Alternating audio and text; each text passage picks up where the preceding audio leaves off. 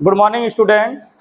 Today we will start an important topic of political science, and that topic is partition of India. Starting the topic, we will focus on some important points. As you know, India was a colony of British, और overall अगर time calculate किया जाए तो almost 190 years तक British ने India पर control किया था। लेकिन इस कंट्रोलिंग में इस चीज़ को हमेशा ध्यान दीजिएगा कि स्टार्टिंग में जो जिस ब्रिटिश का हम पर कंट्रोल था वह एक ट्रेडिंग कंपनी थी जिन्हें हम ब्रिटिश ईस्ट इंडिया कंपनी के नाम से जानते हैं। और यह ब्रिटिश ईस्ट इंडिया का कंट्रोल हमारे ऊपर फ्रॉम 1757 टू द 1859 तक जिसका कंट्रोल हमारे ऊपर था वो ब्रिटिश ईस्ट इंडिया कंपनी की थी। आफ्टर 1859 हमारे ऊपर जिसका कंट्रोल था वो था ब्रिटिश पार्लियामेंट या फिर ब्रिटिश क्वीन।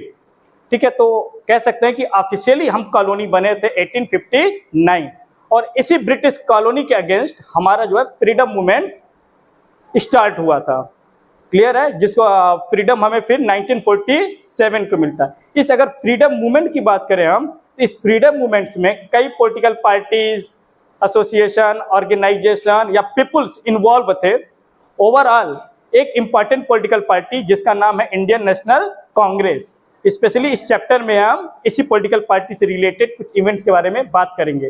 तो इंडियन नेशनल कांग्रेस जो इस फ्रीडम मूवमेंट्स को लीड कर रही थी, इसके अलावा एक और पॉलिटिकल पार्टी थी जिसका नाम था all India Muslim league. Actual में यह पॉलिटिकल पार्टी लॉन्च की गई थी स्टार्टिंग में मुस्लिम इंटरेस्ट और बेनिफिट के लिए, बट जैसे जैसे मूवमेंट्स आगे बढ़ते चले जाते हैं, फ्रीडम मूवमेंट्स आगे बढ़ते चले जाते हैं, इस पॉलिटिकल पार्टी की डिमांड हो गई थी separation of nation. Separation of nation की डिमांड हो गई थी। 1940 में मुस्लिम लीग का लाहौर कॉन्फ्रेंस हुआ और वहां पर एक रिजोल्यूशन पास किया गया था और यहाँ पे क्लियरली ये कह दिया गया था कि विदाउट सेपरेशन वह एक साथ एक कंट्री में रहने को तैयार नहीं है। तो overall after second world war British जो इंडिया को फ्रीडम यानी इंडिपेंडेंस करने के लिए तैयार हो जाते हैं। और चूंकि अब एक्चुअल में जो इंडिया को जो फ्रीडम यानी आज़ादी देनी थी वह कोई लैंड डिस्प्यूट मैटर तो था नहीं कि दो पार्टी आपस में सामने आए, कुछ सिग्नेचर साइन हुए और मैटर क्या हो गया, सॉल्व हो गया। ओनली लैंड डिस्प्यूट्स मैटर तो था नहीं। यहाँ पे क्या करना था, ट्रांसफर ऑफ पावर करना था। ठीक है, तो ट्रांसफर ऑफ पावर करने के लिए कि ब्रिटिश गवर्नमेंट अपने टॉप 3 कैबिनेट मिनिस्टर को ट्रांसफर ऑफ पावर यानी इंडिया को पावर ट्रांसफर करने के लिए 1946 में इंडिया भेजती है। और इस एक्चुअल में इस कमेटी में ब्रिटिश के कैबिनेट मिनिस्टर थे, इसलिए इसे क्या कहा गया, कैबिनेट मिशन कहा गया। और इनका मिशन क्या था, ट्रांसफर ऑफ पावर, इंडिया को पावर हैंडल करना था। नेक्स्ट, जब कैबिनेट मिशन इंडिया आती है तो इंडियन नेशनल कांग्रेस और मुस्लिम लीग के आपस के इंटरनल डिस्प्यूट्स की वजह से कैबिनेट मिशन अपने प्रपोजल यानी कि अपने मकसद में सक्सेस नहीं हो पाती। अब यहाँ पर मुस्लिम लीग को यह फील हो रहा था कि सेपरेशन ऑफ नेशन की डिमांड उनकी क्या कर दी गई है, रिजेक्ट कर दी गई है। इस वजह से मुस्लिम लीग के जो लीडर उस वक्त थे जिनका नाम था मोहम्मद अली जिन्ना, 1946 16 अगस्त उन्होंने डायरेक्ट एक्शन डे डिक्लेयर कर दिया। डायरेक्ट एक्शन डे मीन्स कि अब उन्होंने अपने पार्टी के लोगों से और अपने कम्युनिटी के लोगों से डिमांड किया कि अब आप घर से बाहर निकलो और खुद अपने सेपरेशन के लिए, न्यू नेशन के लिए डिमांड करना स्टार्ट कर दो। और इस रीजन से पूरे देश में स्पेशली पंजाब और बंगाल में कम्युनल राइट्स स्टार्ट हो गए। और कम्युनल राइट्स इतने बड़े पैमाने पर ये किए गए कि कैबिनेट मिशन इसको कंट्रोल या नेशनल कांग्रेस इसको रोकने में क्या हो गया, फेल्ड हो गया। ओवरऑल कैबिनेट मिशन अपने मिशन में फेल्ड हो जाते हैं, वापस चले जाते हैं और इंडिया की सिचुएशन क्रिटिकल हो जाती है। मोहम्मद अली जिन्ना जानबूझ के इस सिचुएशन को क्रिटिकल बनाने की कोशिश कर रहे थे कि जिससे कि ब्रिटिश गवर्नमेंट और इंडियन नेशनल कांग्रेस पर या प्रेशर पड़े और सेपरेशन ऑफ नेशन का जो उनका प्रपोजल है उसको एक्सेप्ट कर लिया जाए। क्योंकि टिल द डेट 16 अगस्त कांग्रेस जो है सेपरेशन के फेवर में नहीं थी। उसके बाद से फिर ट्रांसफर ऑफ पावर और इंडिया में एक न्यू जो प्रॉब्लम आ गया था और क्या था, सेपरेशन ऑफ नेशन। इस चीज को हैंडल करने के लिए मार्च 1947 में लॉर्ड माउंटबेटन को इंडिया भेजा जाता है। लॉर्ड माउंटबेटन लास्ट वायसराय के रूप में भी इंडिया आते हैं लॉर्ड माउंटबेटन जब इंडिया आते हैं तो इंडिया की सिचुएशन उस वक्त इतना क्रिटिकल हो गई थी कि उनको तुरंत डिसीजन लेना था, बट उनको इंस्ट्रक्शंस ब्रिटिश की तरफ से ये दिए गए थे कि आपको इंडिया को जून 1948 तक फ्रीडम दे देनी है। और ये आए कब थे? 47 मार्च में आए थे। बट इंडिया की क्रिटिकल कंडीशन को देखते हुए लॉर्ड माउंटबेटन को अब ये फील हो गया था कि उतना लंबे समय तक वो वेट एंड वॉच नहीं कर सकते, इसीलिए उन्होंने 3 जून को अपना एक प्लान बनाया, जो हिस्ट्री में वह प्लान जो है 3 जून ऑफ प्लान या फिर माउंटबेटन प्लान के नाम से फेमस है। इस प्लान में यह एक्सेप्ट कर लिया गया था कि इंडिया का एक पार्टीशन किया जाएगा। ओवरऑल इंडिया का एक पार्टीशन हो जाता है, एक न्यू कंट्री जिसको आप पाकिस्तान के नाम से जानते हो वो इमर्ज हो चुके थे। और इंडिया की जो आज़ादी कब हुई थी? 15 अगस्त। और ये चैप्टर भी आपका वहीं से स्टार्ट है। तो चलिए फिर इस चैप्टर में let's start. Challenges for new nation state. India became independent on the midnight of 1415, यानी 14 मिडनाइट था, 15 मॉर्निंग कह सकते हो, अगस्त 1947। At this time a speech was given by Jawaharlal Nehru. Jawaharlal Nehru ने उस नाइट पे एक फेमस स्पीच दिया था और उस स्पीच का नाम है tryst with destiny. After independence India was divided into 3 parts, of which the first part was British India, second part was Pakistan and the third part was the princely state. Clear है? Princely state where the king used to rule. तो India को 3 part में basically divided उस वक्त किया गया था। First part जो क्या था वो न्यू नेशन पाकिस्तान बना। नेक्स्ट पार्ट कौन सा था? इंडिया का वो पार्ट जो जिस पर ब्रिटिश गवर्नमेंट डायरेक्ट रूल कर रही थी। और थर्ड पार्ट कौन सा था? Princely state. प्रिंसली स्टेट उस स्टेट को कहा गया है कि जहां के प्रिंस यानी किंग ने ब्रिटिश की अथॉरिटी को एक्सेप्ट करते हुए अपने एक्सटर्नल मैटर मींस अपने कम्युनिकेशन, ट्रांसपोर्ट और डिफेंस के मैटर्स को ब्रिटिश अथॉरिटी को हैंडल करके इंटरनल मैटर पे खुद डिसीजन लेने के लिए रेडी हो गए थे। मीन्स ये हो गया कि प्रिंसली स्टेट में जो लोग थे वो ब्रिटिश की अथॉरिटी को क्या कर रहे थे? एक्सेप्ट कर रहे थे, यानी ब्रिटिश की लॉर्डशिप को एक्सेप्ट कर रहे थे। और इस कंडीशन में उनको ब्रिटिशर ने इंटरनल मैटर पर फ्रीडम दे दिया था कि आप वहां पे रूल कर सकते हो। ठीक है। 3 चैलेंजेस। अब 15 अगस्त को इंडिया आजाद हो चुका था, अब उसके सामने बेसिकली 3 चैलेंजेस थे। वो क्या थे? In the immediate wake of India's August 1947 independence there were 3 challenges in nation building. अब नेशन को बिल्ड करने के लिए इंडिया के सामने जो है 3 चैलेंज थे। The first challenge is building a united nation.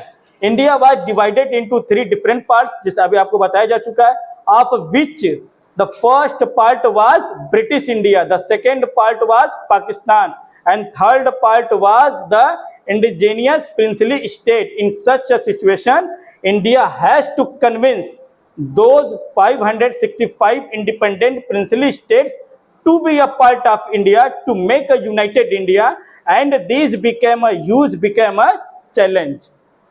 तो फर्स्ट पार्ट जो इंडिया का डिवाइडेड था वो पाकिस्तान एक न्यू नेशन के रूप में था। सेकंड पार्ट जो था वो इंडिया का वो जो जिस पर डायरेक्ट ब्रिटिश कंट्रोल थी, और थर्ड पार्ट इंडिया का वो था जिस पर कंट्रोल किसका था? Princely state. प्रिंसली स्टेट यानी कि जो ब्रिटिश की अथॉरिटी को एक्सेप्ट करके इंटरनल मैटर पर खुद से रूल कर रहे थे। नेक्स्ट अब आ गए, अब इंडिया का नेक्स्ट चैलेंज क्या था? Establish democracy. तो फर्स्ट में क्या चैलेंज था कि अब इंडिया को ये 565 जो प्रिंसली स्टेट थे उनको कन्विंस करना था, और क्या करना था? यूनिफिकेशन करना था, उसे एक नेशन फॉर्म करना था। ये एक अपने आप में बिग चैलेंज था। आप इमेजिन करके सोचो कि कोई किंग अपनी अथॉरिटी को अदरवाइज कैसे किसी को सिंपली एक बात कहने से कि आप किंग आप न रहो, एक ऑर्डिनरी पीपल बन जाओ, एक्सेप्ट कर सकते हैं? वो इतना इजी तो रहा नहीं होगा। तो ये बहुत बड़ा अपने आप में चैलेंज था। नेक्स्ट चैलेंज था establish democracy. The constitution gave everyone basic rights and the right to vote, setting up a parliamentary democracy while this created a democratic system. The real challenge was making sure democratic practice matched what the constitution outline. Next challenge था, अब actual में India जब British की colony बनी थी तो उस वक्त बनने से पहले इंडिया में मोनार्क यानी किंग रूल था। क्लियर है? उसके बाद इंडिया कहां चला जाता है? कॉलोनी रूल में। कॉलोनी रूल में जो इंडिपेंडेंस स्ट्रगल चल रहा था, उस वक्त वर्ल्ड में एक न्यू फॉर्म ऑफ गवर्नमेंट सामने आ चुकी थी और वो था डेमोक्रेसी। और जब इंडियन पीपुल जो फ्रीडम मूवमेंट इनमें इन्वॉल्व थे, पार्टिसिपेट कर रहे थे, वो सिर्फ स्ट्रगल की स्ट्रेटेजी ही नहीं बनाते थे, बल्कि इस बात पर भी वो सोचते थे कि after independence form of government क्या होना चाहिए। और जैसे ही डेमोक्रेसी नाम की एक न्यू गवर्नमेंट यानी फॉर्म ऑफ रूलिंग सिस्टम सामने आती है, इंडियन फ्रीडम फाइटर्स ने भी डिसाइड कर लिया था कि आफ्टर इंडिपेंडेंस उनके कंट्री में भी जो फॉर्म ऑफ गवर्नमेंट होगी वो क्या होगा, डेमोक्रेसी हो गया, डेमोक्रेसी होगा। तो नेक्स्ट चैलेंज इंडिया के सामने यह था कि डेमोक्रेसी को इम्प्लीमेंट करना। और डेमोक्रेसी के कई फॉर्म होते हैं, उसमें से एक फॉर्म होता है parliamentary form of democracy. India ने यह भी डिसाइड कर लिया था तो डेमोक्रेसी के किस फॉर्म को अडॉप्ट करेगा, पार्लियामेंट्री फॉर्म ऑफ डेमोक्रेसी। और सिर्फ ये डेमोक्रेसी प्रिंसिपल कॉन्स्टिट्यूशंस के किताब में, बुक में लिखा हुआ नहीं होगा, बल्कि रियल में, प्रैक्टिस में भी वो चीज को फील करना होगा। तो नेक्स्ट चैलेंज क्या थे कि डेमोक्रेसी को इंप्लीमेंट करना, ये नेक्स्ट इंडिया के चैलेंज थे। थर्ड चैलेंज क्या थे, development, to promote the well-being of all citizen, not just some groups. The constitutions emphasized equality and provided special protection for socially disadvantaged and minority communities. It also outlined welfare goals in the directive principles of state policy. The key challenge was to create effective policies for economic development and poverty reductions. Next challenge India के सामने क्या था, development. लेकिन development के गोल को decide करने के लिए इंडिया ने ये भी डिसीजन लिया था कि डेवलपमेंट का गोल ऐसा होना चाहिए कि जो डिसएडवांटेज ग्रुप है, डिसएडवांटेज मीन्स कि जिसको अभी तक डेवलपमेंट का कोई बेनिफिट नहीं मिला या फिर जो सोशली इकोनॉमिकली बैकवर्ड हो चुका है, हमारा डेवलपमेंट का प्लान ऐसा होगा उनको भी इस डेवलपमेंट का बेनिफिट मिलना चाहिए। एक्चुअली हमारा कॉन्स्टिट्यूशन को जो सबसे ज्यादा जिस बात को प्रेशर किया जा रहा था वो कौन सा वर्ड था, इक्वालिटी। तो गवर्नमेंट, इंडियन फ्रीडम फाइटर्स ने यह भी डिसाइड किया था कि इक्वालिटी सिर्फ एक पॉलिटिकल टर्म बन के न रह जाए, या सोशली और इकोनॉमिकली भी इक्वालिटी के जो कॉन्सेप्ट है इंप्लीमेंट होने चाहिए। तो थर्ड चैलेंज क्या था हमारे पास, डेवलपमेंट के गोल ऐसे अचीव करना, ऐसे प्लान करना कि जो डिसएडवांटेज और माइनॉरिटीज कम्युनिटीज हैं उनको भी उसका बेनिफिट मिल सके। और एक्चुअल में हमारे कॉन्स्टिट्यूशंस में इस बात को क्लियरली कहा गया है कि directive principle of state policy, directive principle of state policy, यह हमारे कॉन्स्टिट्यूशन पार्ट 4 में इसके बारे में एक्सप्लेनेशन दिया गया है। और यहाँ पे क्लियरली ये कहा गया है कि गवर्नमेंट, चाहे वो स्टेट लेवल पे हो चाहे यूनियन लेवल पे हो, जब कोई पॉलिसी बनाएगी या कोई लॉ बनाएगी तो फिर जो बैकवर्ड क्लासेज हैं, जो सोशली इकोनॉमिकली बैकवर्ड कम्युनिटीज हैं, उनके लिए भी बेनिफिट का ख्याल रखेगी। ऐसा न हो कि उस डेवलपमेंट का जो बेनिफिट है स्पेसिफिक किसी ग्रुप या कम्युनिटी को सिर्फ मिले, ओवरऑल ये सबको मिलना चाहिए। तो नेक्स्ट थर्ड प्रॉब्लम क्या था, डेवलपमेंट। नेक्स्ट अब आते हैं पार्टीशन। तो मुस्लिम लीग के जिद के वजह से और कांग्रेस के फेल्योर की वजह से, ऐसा नहीं था कि यह सिर्फ ब्लेम जो है मुस्लिम लीग पे जा सकता है। लेटेस्ट शायद आपको पता नहीं होगा कि अभी कुछ दिन पहले ही डिसाइड किया गया है, एनसीईआरटी में टॉपिक ऐड होने जा रहा है पार्टीशन ऑफ इंडिया में, कि पूरा टॉपिक आपने पढ़ा होगा तो कहीं पर भी आपने ये नहीं देखा होगा कि पार्टीशन की रिस्पॉन्सिबिलिटी किसको दी जाए, कौन रिस्पॉन्सिबल था, इसके बारे में कहीं कुछ कहा नहीं गया है। लेकिन ओवरऑल अब ये क्लियर हो गया है कि पार्टीशन की रिस्पॉन्सिबिलिटी 3 लोगों को दी जाएगी। First Indian National Congress, second Muslim League and third Lord Mountbatten. Clear हो गया ना, ये 3 यानी कि 3 ग्रुप ऐसे थे या पीपल थे या पार्टीज थे कि जिनके वजह से इंडिया को पार्टीशन फेस करना पड़ा। क्लियर है। तो अब आते हैं पार्टीशन की बात करने। तो पार्टीशन के डिसीजन लिया जा चुका था। 14-15 अगस्त India and Pakistan emerged as a 2 nation due to the partition of British India. Emerge हो चुके थे, 2 नेशन सामने आ चुके थे। The Muslim League's 2 nation theory argued that India was made up 2 distinct peoples, Hindus and Muslims, and thus demanded a separate Muslim state, Pakistan. अब actual में मुस्लिम league ये कहना चाहता था कि Hindu and Muslim 2 different groups हैं, डिस्टिंक्ट पीपल्स हैं, वो एक साथ एक कंट्री में एग्जिस्ट नहीं कर सकते। उनके मुस्लिम्स को रहने के लिए क्या चाहिए, एक अलग से न्यू नेशन चाहिए, और इसी थ्योरी को क्या कहा गया, टू नेशन थ्योरी कहा गया। और इसी टू नेशन थ्योरी की वजह से ये पाकिस्तान न्यू कंट्री सामने आती है। लेकिन मुस्लिम लीग के इस प्रपोजल को the Congress opposed this theory and the demand for Pakistan. अब चूंकि मुस्लिम लीग ने जो ये डिमांड की थी और जो ये थ्योरी दी थी, कांग्रेस ने इसका क्या किया, कांग्रेस ही नहीं, उस वक्त बहुत सारे मुस्लिम ने भी अपोज किया, और उन्होंने ये कहा कि मुस्लिम लीग कैसे डिसाइड कर सकती है कि पूरे देश का मुस्लिम क्या सोच रहा है। ये एक मुस्लिम लीग यानी कि पॉलिटिकल पार्टी में जो ग्रुप ऑफ पीपल्स हैं, वो पूरे मुस्लिम के बारे में ये कैसे कह सकते हैं कि पूरा मुस्लिम ये सोच रहा है कि ये क्या है, टू डिस्टिंक्ट पीपल हैं और वो इंडिया के साथ रहना नहीं चाहते। ठीक है। How ever political developments in 1940s, अभी हमने बताया था ना 1940s मुस्लिम लीग लाहौर कॉन्फ्रेंस, और लाहौर कॉन्फ्रेंस में क्या डिसीजन लिया गया कि सेपरेशन ऑफ नेशन यानी कि न्यू कंट्री पाकिस्तान बन के रहेगा, और इसी को कहा गया लाहौर रिजोल्यूशन। यहाँ इसी की बात की जा रही है कि 1940 including competition between the Congress and the Muslim League and the British rule led to the creation of Pakistan. यानी कि मुस्लिम लीग की जो जिद थी, उस जिद के वजह से और पार्टीशन ऑफ इंडिया हो गया। ठीक है। अब प्रोसेस ऑफ पार्टीशन, अब पार्टीशन करना था। अब पार्टीशन तो ऐसा नहीं, जैसा कि हमने पहले भी कहा है कि पार्टीशन कोई लैंड डिस्प्यूट मैटर तो थे नहीं कि जिनके बीच में डिस्प्यूट्स हैं उनको हमने बुलाया, कुछ सिग्नेचर और साइंस हो गए, बाउंड्री खींच दी गई और पार्टीशन क्लियर हो गया। यहाँ पे पार्टीशन किसका करना था, टू नेशंस पार्टीशन करना था। क्लियर है, दो नेशन का करना था, पावर को ट्रांसफर करना था, रिसोर्सेस को ट्रांसफर करना था।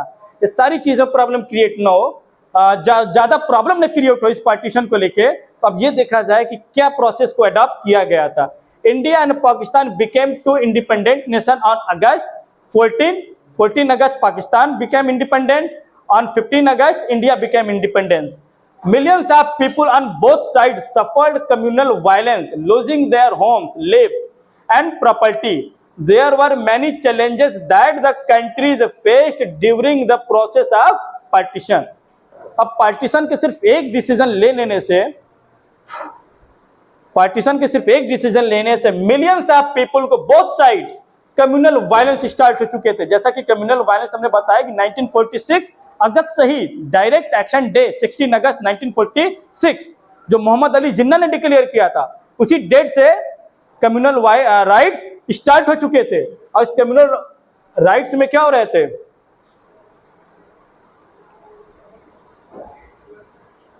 इस कम्युनल राइट्स में मिलियंस ऑफ पीपल की क्या हो गई, डेथ हो गई, लूजिंग देयर होम्स, लोगों को अपना घर छोड़ना पड़ा, लाइफ प्रॉपर्टी बर्बाद हो गई। There were many challenges that the country face during the process of partition. बहुत अदर भी चैलेंजेस थे। फर्स्ट हम बात करेंगे चैलेंजेस को लेके, जियोग्राफिकल चैलेंजेस। ठीक है, पार्टीशन को लेके कई सारे चैलेंजेस थे। One of the most important challenges geographical challenges. There was no single Muslim majority region in British India leading to the creation of Pakistan with two separate areas, West Pakistan and East Pakistan, separated by Indian territories. अब मुस्लिम league religious best partition चाहती थी, but उस वक्त India में, जिस India की हम बात कर रहे हैं वो पाकिस्तान और बांग्लादेश को भी मिला के हम बात कर रहे हैं इस समय, उस वक्त इंडिया में कोई ऐसा स्टेट या एरिया नहीं था जहां पे ये कहा जा सके कि यहाँ मैक्सिमम पॉपुलेशन किसकी है, मुस्लिम की है, और इसको क्या कर दिया जाए, सेपरेट कर दिया जाए। ऐसा कोई एरिया नहीं था। लेकिन ओवरऑल इंडिया का बिफोर द 15 अगस्त 1947 इंडिया का जो मैप है उसको आप चेक करेंगे तो इंडिया का उस वक्त का जो वेस्टर्न पार्ट था, वेस्टर्न पार्ट जो आज पाकिस्तान नाम के एक न्यू नेशन के रूप में है, वो एक ऐसा पार्ट था कि जहां पर मैक्सिमम जो मेजोरिटी किसकी थी, मुस्लिम की थी। और मुस्लिम लीग की भी डिमांड यही थी कि वो एरिया क्या दे दिया जाए, एज ए पाकिस्तान के रूप में दे दिया जाए। नेक्स्ट एक दूसरा एरिया था, वो था बंगाल, और इंडिया के कहां पे, वो ईस्ट डायरेक्शन में बंगाल। और बंगाल का कौन सा पार्ट, ईस्ट बंगाल। और ईस्ट बंगाल एक ऐसा एरिया था कि जहां पर किसकी मेजोरिटी ज्यादा थी, मुस्लिम मेजोरिटी ज्यादा थी। तो मुस्लिम लीग की बेसिकली डिमांड में यही स्टेट थे, उन्होंने कहा कि इस एरिया को क्या कर दिया जाए, पाकिस्तान बना दिया जाए। तो इस तरह से जो 14 अगस्त को जो नेशन इंडिया से जो पार्ट सेपरेट होता है वो आ जाएगा पाकिस्तान, जिसको हम कहते हैं, यानी कि वेस्ट पार्ट ऑफ इंडिया और और हम बात करेंगे नॉर्थ में तो बंगाल का ईस्ट पार्ट ऑफ बंगाल। ये दोनों नेशन, ये दोनों एरिया किस रूप में सामने आते हैं? पाकिस्तान। इस तरह से पाकिस्तान को हम देख रहे हैं कि दो पार्ट में डिवाइडेड हो गया। एक पार्ट को कहा गया वेस्ट पाकिस्तान और एक को कहा गया ईस्ट पाकिस्तान। और उसी ईस्ट पाकिस्तान को आज हम किस रूप में जानते हैं? बांग्लादेश, एक न्यू नेशन के रूप में। नेक्स्ट हो गया local oppositions. Not all Muslim majority areas wanted to join Pakistan. जैसा कि हमने कहा कि सभी मुस्लिम ऐसा चाहते नहीं थे, ये मुस्लिम लीग ज्यादा ऐसा सोचती थी। फेमस एक नाम है Khan Abdul Ghaffar Khan of the North West Frontier Province opposed the partition, but his view were ignored and the province was included in Pakistan। तो एक फेमस जो पॉपुलर फेस था, इनका नाम था खान अब्दुल गफ्फार खान। वो मुस्लिम लीग के इस प्रपोजल या फिर इस डायलॉग या इस थ्योरी के टोटल क्या थे? अपोज में थे। बट उनकी बात को मुस्लिम लीग ने क्या कर दिया? टोटली इग्नोर कर दिया। और वो जिस जिद पर अड़े थे कि उनको पाकिस्तान यानी सेपरेशन ऑफ नेशन चाहिए, और उस डिमांड को क्या करते हैं? पूरा कर लेते हैं। Consequences of partition. One of the greatest, most abrupt, unexpected and disaster population transfer in recorded human history occurred in the year 1947. Cities like Lahore, Amritsar and Kolkata became divided into communal zones where people avoided areas dominated by other religious communities। तो result क्या रहा partition का? मुस्लिम league और कांग्रेस ने तो decide कर लिया था पार्टीशन को लेके, लेकिन यहाँ पे सिर्फ लैंड पार्टीशन नहीं हो रहा था। अनफॉर्चुनेट कंडीशन ये भी थी कि पीपुल भी ट्रेवल कर रहे थे, इस पार्टीशन का पार्ट वो भी बन चुके थे। अब उससे क्या हो रहा था? वहां पे एक most abrupt, unexpected and disaster population transfer in recorded human history. यानी इंडिया का जो पार्टीशन हुआ, जिस तरह से ह्यूमन ने सफर किया, इस तरह से उस वक्त की ह्यूमन हिस्ट्री में ऐसा कोई रिकॉर्ड यानी कि एग्जाम्पल नहीं था। नेक्स्ट आते हैं लाहौर, अमृतसर और कोलकाता। याद रखिए ये वही एरिया है जहां पे इंडिया और पाकिस्तान जो न्यू कंट्री थी उनकी बाउंड्री डिसाइड की गई थी। पंजाब में बाउंड्री डिसाइड थी वेस्ट पाकिस्तान, और ईस्ट पाकिस्तान में कहां पे बाउंड्री डिसाइड थी? बंगाल में। ठीक है ना, ईस्ट बंगाल, वेस्ट बंगाल। तो कोलकाता, अमृतसर, लाहौर ये उन्हीं एरिया है, वो वही एरिया है जहां पे क्या था? बाउंड्री था। और सबसे ज्यादा कम्युनल राइट्स इन्हीं एरिया में हुए। अब एक्चुअल में प्रॉब्लम यहां पर यह भी थी कि अचानक से एक सिटी को हाफ इंडिया कर दिया गया और हाफ पाकिस्तान कह दिया गया, और वहां पर रहने वालों को यही नहीं क्लियर पता था कि वो इंडिया के पार्ट हैं कि पाकिस्तान के पार्ट हैं। वो लोग जो पहले साथ मिलकर चीजें शेयर करते थे, अब वही दूसरे के एरिया में जाने से क्या हो गया? डरना शुरू कर दिए, अवॉइड करना शुरू कर दिए। On both side of the border minorities abandoned their homes and found temporary shelter in refugee camp। अब जो बाउंड्री डिसाइड कर दी गई थी, अब जहां पे एग्जांपल की बात करें कि जहां हिंदू मेजोरिटीज है वहां मुस्लिम माइनॉरिटीज थे, जहां मुस्लिम मेजोरिटीज थे वहां हिंदू माइनॉरिटीज थे। अब ये दोनों एरिया से क्या होगा? लोग डरना शुरू कर दिए उस मेजोरिटीज को देख के, और एक दूसरे के प्लेस को छोड़ के, कंट्री को छोड़ के वापस से इंडिया और पाकिस्तान की तरफ ट्रांसफर होना शुरू कर दिए। अब आप ही इमेजिन करो कि आप यानी कि आपका अगर कोई दिल्ली या मुंबई जैसे सिटी में न हो और सब कुछ छोड़ के अचानक से हमको वहाँ पहुँचना होगा, तो हम कहाँ रहेंगे? एक रिफ्यूजी लाइफ ही जीनी पड़ेगी। तो यहाँ पर भी सेम कंडीशन हो रही थी कि ये लोग जो इंडिया से पाकिस्तान या पाकिस्तान से इंडिया मूव हो रहे थे, वो अपनी प्रॉपर्टी, रिसोर्स, एवरीथिंग को क्या करके आ रहे थे? छोड़ के उस देश में आ रहे थे। ठीक है, और फिर उनको क्या बन के रहना पड़ा? रिफ्यूजी। और रह कहाँ रहे थे? रिफ्यूजी कैंप, जैसा कि इमेज में आप देख सकते हैं। Women were often abducted, raped, attacked and killed. They were forcefully converted to other religion। सबसे ज्यादा ये हिस्ट्री में आप जब भी आप इस चीज को देखेंगे कि वार चाहे जिनके बीच में क्यों न हुई हो, सबसे ज्यादा अगर ट्रेजेडी किसी को फेस करना पड़ा तो कौन थी? विमेन ही रही है। तो विमेन के बारे में कहा जा रहा है वेयर ऑफन जो है abducted, wrapped, attacked and killed. Women के साथ क्या हुआ? अबडक्टेड मतलब होता है किडनैपिंग कर ली गई। रैप हुआ, अटैक करके उनको क्या कर दिया गया, या तो मार दिया गया या तो फिर अदर रिलीजन में क्या कर दिया गया, कन्वर्जन करा दिया गया था। Political and administrative machinery failed on both side. और पॉलिटिकल लेवल पर या फिर एडमिशन लेवल, एडमिनिस्ट्रेशन लेवल पे, इन दोनों लेवल पे पार्टीशन के साथ ये जो ट्रेजिडी हो रही थी, जो राइट्स हो रहे थे, कोई भी सिचुएशन को कंट्रोल करने की कंडीशन में नहीं था। The partition divided not only community but also financial assets and government resources and estimated 8 million people migrated, between 50,000 to 1 million were killed in the violence। Overall अगर देखा जाए तो पार्टीशन सिर्फ लैंड का नहीं हो रहा था बल्कि फाइनेंशियल भी हो रहा था, क्योंकि उस वक्त आरबीआई पूरे इंडिया और पाकिस्तान, एंड पाकिस्तान तो था ही नहीं, बैंक था, तो आरबीआई की भी प्रॉपर्टी डिवाइड हो रही थी। इवन की टाइप राइटर से लेके फोटो कॉपी मशीन से लेके सब कुछ डिवाइड किया, पार्टीशन, सबका पार्टीशन हुआ था। पॉपुलेशन पीपुल का तो हो ही रहा था। क्लियर हो गया। अब आते हैं इंटीग्रेशन ऑफ प्रिंसली स्टेट।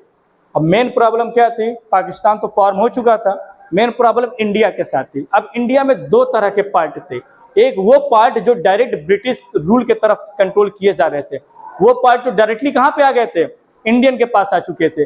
लेकिन वो पार्ट जो क्या थे, प्रिंसली स्टेट थे, वो पार्ट इंडिया के, उस वक्त के इंडिया के हाथ में नहीं थे, क्योंकि माउंट बेटन का जो 3 जून प्लान था, उस प्लान में से एक प्लान ये भी था कि एक नेशन पाकिस्तान होगा, एक नेशन इंडिया होगा, और एक जो पार्ट होगा वो क्या होगा, प्रिंसली स्टेट होगा। और प्रिंसली स्टेट के ऊपर ये छोड़ दिया गया था कि वो या तो वो इंडिया ज्वाइन करें या फिर पाकिस्तान ज्वाइन करें या फिर एक न्यू नेशन के रूप में इमर्ज हो, सामने आए। ठीक है, तो ये इंडिया के सामने सबसे बड़ा बिग चैलेंज क्या था, 565 प्रिंसली स्टेट को यूनिफिकेशन करके इंडिया बनाना। तो इन British India provinces were directly controlled by the British government, यानी वो पार्ट जो ब्रिटिश गवर्नमेंट के अंडर में था, वो ब्रिटिश गवर्नमेंट रूल कर रही थी। वो डायरेक्ट जब पावर ट्रांसफर ऑफ पावर होता है तो इंडिया को पार्ट मिल जाता है। In contrast the princely state were ruled by the princes who manage their internal affairs but acknowledged British supremacy known as paramountcy या फिर और suzerainty मतलब लॉर्डशिप, suzerainty मीन्स लॉर्डशिप। तो 3 पार्ट्स हो गए ना, एक पार्ट का हो गया पाकिस्तान जो आजाद, फ्रीडम हो गया, आजाद हो गया। नेक्स्ट पार्ट कौन सा था, इंडिया का वो पार्ट जिस पर कौन कंट्रोल कर रहा था, ब्रिटिश। ठीक है, डायरेक्ट किसका कंट्रोल था, ब्रिटिश का। तो वो भी पार्ट किसको मिल गया, वो इंडिया को मिल गया, एक पार्ट पाकिस्तान हो गया। नेक्स्ट एक पार्ट की हम बात करें जो प्रिंसली स्टेट थे, उस पर भी ब्रिटिश का ही कंट्रोल था, बट एक्सटर्नल कंट्रोल था। इंटरनल ये क्या थे, ऑटोनॉमी में थे। ऑटोनॉमी मीन्स इंटरनल मैटर्स पर वो सेल्फ डिसीजन ले सकते थे। ठीक है, तो दीज प्रिंसली स्टेट जो 565 थे covered 1/3 of British India's land area and 1/4 of its population। तो प्रिंसली स्टेट जो नंबर में कितने थे, 565, उनके पास टोटल इंडिया का कितना लैंड था, 1/3, और पॉपुलेशन उनके पास कितनी थी, 1/4। In British India there were 2 different sorts of provinces, princely state and British India provinces, which were directly ruled by the British government, governmented by Indian princes। Immediately after independence, there were almost 565 princely states. Many of them joined Indian Union। तो clear है, वही चीज अब मैं आपको बता ही चुके हैं आपको कि दो तरह के, पाकिस्तान की बात अब हटा देते हैं, पार्टीशन हो चुका है। अब इंडिया की अगर बात करें, आज की इंडिया की अगर हम बात करें, तो वहाँ पे उस वक्त 2 तरह का वहाँ पे कंट्रोल था। एक कंट्रोल किसका था, ब्रिटिश गवर्नमेंट का था, और एक कंट्रोल किसका था, प्रिंस का था, यानी किंग का कंट्रोल था। तो जो पार्ट डायरेक्ट ब्रिटिश गवर्नमेंट के कंट्रोल में था, वो डायरेक्ट किसके कंट्रोल में आ गया था, इंडियन के हाथ में आ चुका था। लेकिन जो पार्ट प्रिंस यानी कि किंग के कंट्रोल में था, ब्रिटेन ने क्या कर दिया था, लॉर्ड माउंटबेटन इस प्लान के थ्रू कि प्रिंसली स्टेट के ऊपर छोड़ दिया था कि वो इंडिया का पार्ट बनना चाहते हैं या फिर इंडिपेंडेंट स्टेट बनना चाहते थे। ठीक है, लेकिन most of the princely state के बारे में कहा जा रहा है कि वो इंडिया को ज्वाइन करने के लिए रेडी हो चुके थे। At first Kashmir, Manipur, Travancore and Hyderabad all refused to joining the Indian Union। लेकिन इसी प्रिंसली स्टेट में से कुछ प्रिंसली स्टेट ऐसे थे जो इंडियन यूनियन यानी इंडिया का पार्ट बनने से इनकार कर दिया। उनका यह डिसीजन था कि एज अ इंडिपेंडेंट कंट्री बन के वो सामने रहेंगे। और सबसे पहली बार अगर इस तरीके के किसी प्रिंसली स्टेट ने आवाज़ उठाई, डिमांड उठाई, तो वो कौन था? त्रावणकोर था। कौन था? त्रावणकोर, केरला का अपना प्रिंसली स्टेट था। लेकिन ओवरऑल इसको हैंडल कर लिया जाता है। इसके बाद जो नेक्स्ट जो प्रॉब्लम था वो कहाँ पे था? हैदराबाद था, जूनागढ़, भोपाल एंड कश्मीर। ये वो प्रिंसली स्टेट थे जो इंडिया का पार्ट बनने से इनकार कर दिए थे। अब इनकार कर दिया तो फिर गवर्नमेंट यहाँ पर उनको कैसे हैंडल किया उसके बारे में थोड़ा पढ़ लिया जाए। The interim government, interim government उस गवर्नमेंट को कहते हैं कि जब तक कोई ऑफिशियली रूप से कोई गवर्नमेंट इलेक्ट न कर दी जाए तब तक के लिए जिस ग्रुप ऑफ पीपल को रिस्पॉन्सिबिलिटी दी जाती है कंट्रोल एंड रूल करने के लिए, उसको हम क्या कहते हैं? Interim government. अब एक्चुअल में 15 अगस्त 1947 को हम आज़ाद हो चुके थे, ट्रांसफर ऑफ पावर हो चुका था, लेकिन गवर्नमेंट अभी जो डेमोक्रेसी कॉन्सेप्ट बेस पर हमको गवर्नमेंट चाहिए था, लेकिन वो अभी इलेक्शन नहीं हुआ था। तो जब तक इलेक्शन ना हो जाए, इलेक्शन प्रोसेस के थ्रू गवर्नमेंट इलेक्ट ना हो जाए, तब तक के लिए जिन लोगों को रिस्पॉन्सिबिलिटी दी गई थी उनको क्या कहा गया? Interim government. और इस एंट्रीम गवर्नमेंट के प्राइम मिनिस्टर कौन थे? Pandit Jawaharlal Nehru.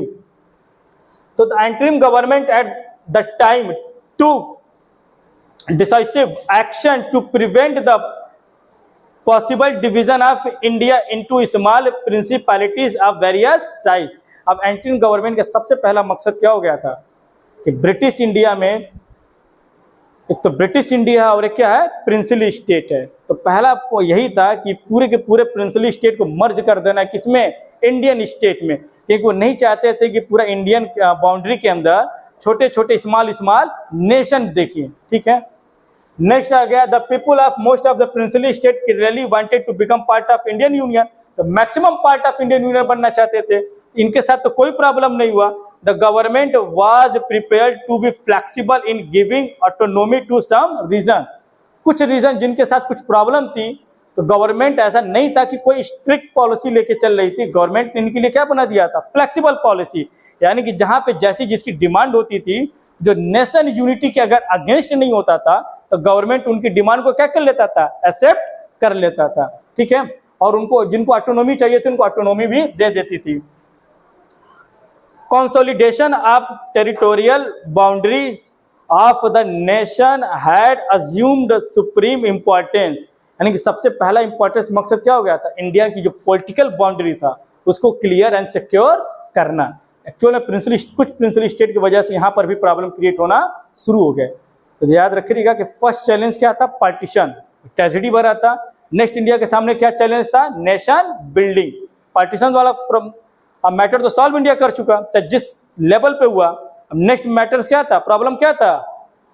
Unification of India. 565 princely state को एक साथ मर्ज करके इंडिया बनाना था।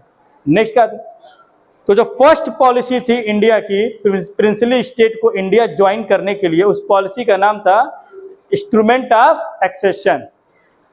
अ memorandum of understanding was prepared for the merger of the princely state. MOU, Memorandum of Understanding, is called Instrument of Accession. इसको क्या कहा गया? Instrument of Accession. Signing the meant that the princely state was ready to join India. तो instrument of accession का मतलब हो गया कि इस प्रपोजल पे जो प्रिंसली स्टेट साइन कर देते थे, ये इस बात का एग्रीमेंट था कि वो इंडियन यूनियन को ज्वाइन करना चाहते हैं। Most of princely state agree join to India, but there were problems in the inclusion of some princely state in India. तो कुछ ही स्टेट प्रिंसली स्टेट थे जिन्होंने प्रॉब्लम क्रिएट किया था। मैक्सिमम क्या थे? इंडिया को ज्वाइन करने के लिए रेडी थे। The credit for the inclusions of all the princely states in India goes to Sardar Vallabhbhai Patel. और इन ऑल प्रिंसली स्टेट को मर्ज करके यूनिफिकेशन ऑफ इंडिया बनाने का जिन्होंने काम किया था वो कौन से फेमस लीडर थे? Sardar Vallabhbhai Patel. That is why we called them iron man of India. Through his understanding and political knowledge he convince all the princely state and got them included in Indian and made an important contribution is making a united India. ये उन्हीं की credit थी, किनकी, सरदार Vallabhbhai Patel की, कि जिन्होंने सभी almost principle state को इस बात को एग्री करा दिया तो इंडियन यूनियन को ज्वाइन करे। और जिस पॉलिसी के थ्रू ज्वाइन करा उस पॉलिसी को क्या कहा गया? Instrument of accession.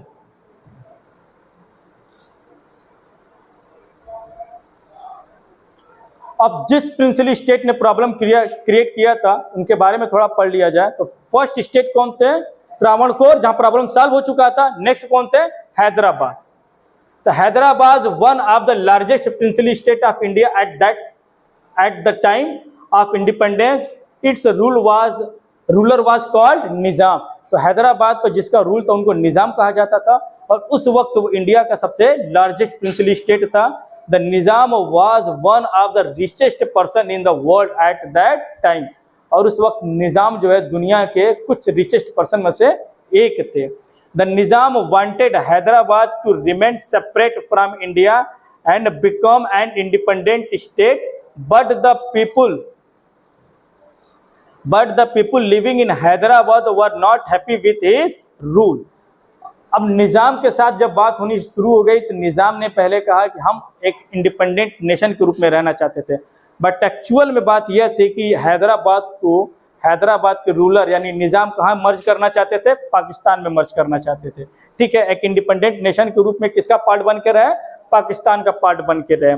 लेकिन सरदार वल्लभ भाई पटेल को इनका यह प्रपोजल एक्सेप्ट नहीं हुआ, इसलिए निज़ाम के साथ एक ट्रीटी होती है, उस ट्रीटी का नाम था स्टैंड स्टील ट्रीटी। यानी कि निज़ाम ने एक तरीके से कह सकते कि 1 ईयर का क्या मांगा? टाइम मांगा कि हमको डिसीजन ले लेने दीजिए। ठीक है, अब निज़ाम के इस डिसीजन के अगेंस्ट खुद हैदराबाद में रहने वाले लोग हैप्पी नहीं थे। उन्होंने क्या कर दिया? अपोज कर दिया। और किसने अपोज किया? People living in Hyderabad were not happy with his rule. तो निज़ाम के रूल से खुश नहीं थे। उनको लगा कि आप क्यों मतलब पाकिस्तान का पार्ट क्यों बनना चाहते हो या फिर इंडिया के पार्ट क्यों नहीं बनना चाहते हो। इस बात को लेकर हैदराबाद के लोगों ने क्या कर दिया? अपोज करना स्टार्ट कर दिया। ठीक है, because of the which people of the Hyderabad started agitating against the Nizam, यानी निज़ाम के अगेंस्ट उन्होंने रिवोल्ट करना स्टार्ट कर दिया। Seeing all these and the stop this rebellion the Nizam sent the Razakars. Razakar कौन थे? एक कम्युनल आर्मी थी। किसकी आर्मी थी? निज़ाम की थी।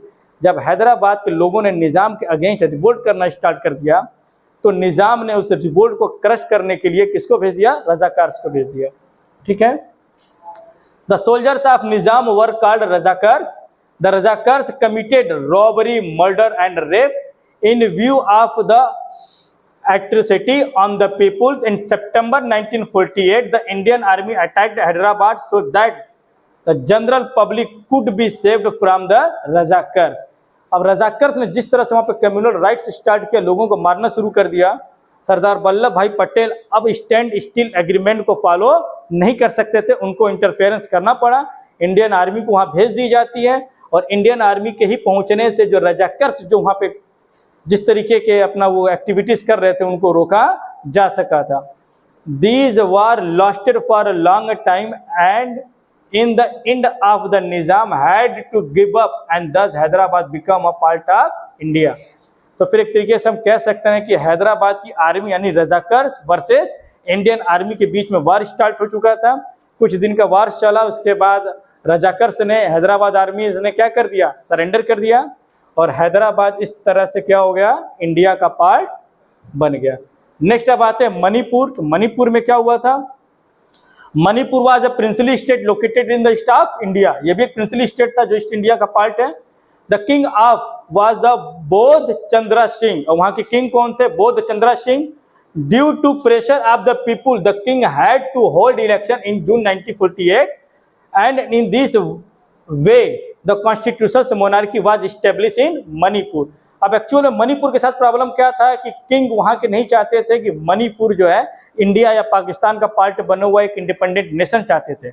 ठीक है, बट वहां के पीपुल ने इतना डिमांड किया, किसके ऊपर? वहां के किंग के ऊपर। ये प्रेशर बनाया और इस प्रेशर के बाद ये हो गया कि कांग्रेस इंटरफेरेंस करती है और कहती है कि यहाँ पर डिसीजन रेफरेंडम के थ्रू लिया जाएगा। रेफरेंडम मतलब जहाँ पर डायरेक्ट पीपुल से पूछ के हम ये डिसीजन लेंगे कि मणिपुर एक्चुअल में क्या चाहता है। और रेफरेंडम हुआ और रेफरेंडम में सभी इस बात को एग्री कर गए थे वो वहाँ पर जो है डेमोक्रेसिक रूल चाहते हैं। और इस तरह से मणिपुर इंडिया का फर्स्ट स्टेट बना जहाँ पर यूनिवर्सल एडल्ट फ्रेंचाइज के बेस्ड पर इलेक्शन ऑर्गेनाइज किए गए थे। ठीक है, और मणिपुर में इलेक्शन हो जाते हैं, डेमोक्रेसी गवर्नमेंट यानी स्टेट लेवल पर फॉर्म की जाती है, लेकिन वहाँ पे किंग को रिमूव नहीं किया जाता है, इसलिए मणिपुर क्या बन जाता है, कॉन्स्टिट्यूशनल मोनार्क बन जाते हैं। ठीक है ना। उसके बाद से फिर Congress wanted Manipur to join India completely but the rest of the parties did not want it. अब कांग्रेस कहती है कि जब आपने कॉन्स्टिट्यूशन को अडॉप्ट कर ही लिया है तो पूरी तरह से क्या हो जाइए, इंडिया को ज्वाइन कर लीजिए। बट कुछ लोकल पार्टीज जो मणिपुर की थी वो इसको क्या कर रही थी, अपोज कर रही थी। If the resolution to remain separate from India was passed in the assembly, it would have been impossible to include Manipur in India. In view of this, Indian government put pressure of the king of Manipur and got him to sign the complete accession letter. Thus, Manipur become a part of India. अब यहाँ कहा जा रहा है कि Manipur legislature में एक proposal, एक रिजोल्यूशन पास किया गया और उसमें क्लियरली कह दिया गया था कि मणिपुर इंडिया का पार्ट नहीं बनेगा। कांग्रेस इस कंडीशन को ऐसी वेट एंड वॉच करके रह नहीं सकती थी क्योंकि उसे यूनिफिकेशन ऑफ इंडिया करना था। फिर इंडियन नेशनल कांग्रेस ने मणिपुर के किंग के ऊपर कंप्लीटली प्रेशर बनाया और उनको फोर्सली क्या कर दिया, इंडियन यूनियन को ज्वाइन कराया। और इस तरह से फिर मणिपुर की जो प्रॉब्लम थी उसको भी क्या करा लिया गया, सॉल्व करा लिया गया। Reorganisation of state. अब इस सारे प्रॉब्लम को निकलने के बाद अब इंडिया के सामने एक नई प्रॉब्लम आ चुकी थी। एक्चुअल में जब Indian National Congress before independence 1919 Nagpur conference में डिसीजन लिए थे कि आफ्टर इंडिपेंडेंस जो इंडिया जब गवर्नमेंट फॉर्म करेगी तो वो क्या करेगी, स्टेट को लिंग्विस्टिक बेस पे पार्टीशन कर देगी। क्लियर था ना। लेकिन इंडिया जिस कंडीशन में फ्रीडम होता है, जिस तरीके की प्रॉब्लम सामने आती है, unification, nation building, partition, Congress ने यह डिसाइड किया कि अभी इंडियन स्टेट को लिंग्विस्टिक बेस्ड पर पार्टीशन करने का सही वक्त नहीं है, क्योंकि इस वक्त अभी नेशन बिल्डिंग करना है, देश को बनाना है। ठीक है। लेकिन उसके बाद से कुछ स्टेट नाराज हो गए। अब क्यों हो गए, क्या हुआ, इसको पढ़ना है। Indian National Congress acknowledge the need for linguistically based state reorganisation during the national struggle. तो कांग्रेस ने नेशनल स्ट्रगल के समय में डिसाइड कर लिया था कि आफ्टर इंडिपेंडेंस जब कंट्रोल इंडिया का यानी हमारे पास आएगा तो हम इंडिया को किस बेस पर डिवाइडेड कर देंगे, लिंग्विस्टिक यानी लैंग्वेज बेस्ड पे कर देंगे। This plan was put off after independence because the status of the princely state was still up in the air and the memory of the division was still vivid. और problem यह था कि किसी ने यह नहीं सोचा था कि इंडिया का आज़ादी इस तरीके से पार्टीशन के साथ मिलेगी। और जिस ट्रेजेडी से पार्टीशन हुआ था, जो प्रॉब्लम थी, वो अभी तक इंडियन उस चीज से बाहर नहीं निकल पाए थे। इसलिए कांग्रेस ने डिसाइड किया ये पार्टीशन ऑफ स्टेट जो है लिंग्विस्टिक बेस्ड, इसको क्या करते हैं, कुछ टाइम के लिए पोस्टपोन कर देते हैं कि सिचुएशन नॉर्मल होगी तो फिर वापस से इसको इम्प्लीमेंट किया जाएगा। But local demand for linguistic state, ठीक है, intensified particularly with the Vishal Andhra movement for a separate Andhra state. अब मेन प्रॉब्लम लेकिन कहाँ होगी, कांग्रेस ने जैसे ही कहा कि लिंग्विस्टिक डिवीजन ऑफ स्टेट हम बाद में करेंगे, यह मेन प्रॉब्लम क्रिएट हो चुकी थी मद्रास प्रेसिडेंसी में। मद्रास प्रेसिडेंसी उस वक्त के मद्रास प्रेसिडेंसी में मलयालम, कन्नड़, तेलुगु और तमिल, ये 4 लैंग्वेज स्पीकर एक साथ रहते थे। और मद्रास में जो एक लैंग्वेज स्पीकर थे, जो कौन थे, आंध्र के रहने वाले, जो कन्नड़ बोलने वाले थे, तेलुगु बोलने वाले थे, उन्होंने डिमांड स्टार्ट कर दिया कि उनको लिंग्विस्टिक बेस्ड स्टेट चाहिए ही चाहिए। ठीक है, क्योंकि कांग्रेस ने क्या डिसाइड किया था, इसको बाद में किया जाएगा। This force to central government to act resulting in the creation of Andhra in 1952 December. अब एक्चुअल में वहां पे इस तरीके के रिवोल्ट होने शुरू हो गए कांग्रेस के अगेंस्ट, नेशन के अगेंस्ट, कि देश को लगा कि उस वक्त कांग्रेस को लगा कि अगर इस प्रॉब्लम को सॉल्व नहीं किया जाएगा तो एक नई प्रॉब्लम फिर से देश में क्रिएट हो जाएगी।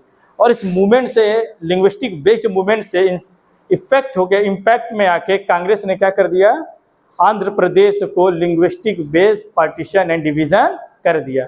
और इस तरह से आंध्र प्रदेश इंडिया का फर्स्ट स्टेट है जो किस बेस्ड पे फॉर्म हुआ है, लैंग्वेज बेस्ड पे फॉर्म हुआ है। ठीक है, दिस फॉर्मेशन ऑफ आंध्र, ठीक है, सफल demands for states on linguistic lines across the country leading to the appointment of the states reorganisation. अब इस डिमांड को, जहां पे आंध्र प्रदेश की डिमांड को एक्सेप्ट कर लिया गया, फिर अदर प्लेस में भी यानी अदर स्टेट में भी इस तरीके की डिमांड क्या हो गए, स्टार्ट हो गए।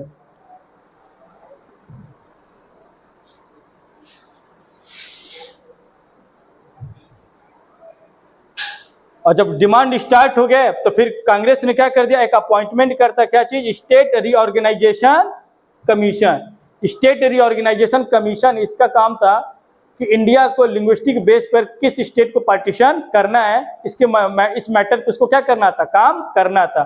और ये कब ऑर्गेनाइज किया गया था, 1953 में। कमीशन अपना रिपोर्ट कब दे देती है, नेक्स्ट ईयर अपना रिपोर्ट दे देती है। फिर उसी रिपोर्ट बेस पर द स्टेट रीऑर्गेनाइजेशन एक्ट 1956 बनाए जाते हैं। कौन सा एक्ट बनाए जाते हैं, द स्टेट्स रीऑर्गेनाइजेशन एक्ट। और इस एक्ट के थ्रू इंडिया में टोटल कितने स्टेट फॉर्म होते हैं, 14 स्टेट्स। और कितने यूनियन टेरिटरीज रहते हैं, 6 यूनियन टेरिटरीज। ठीक है,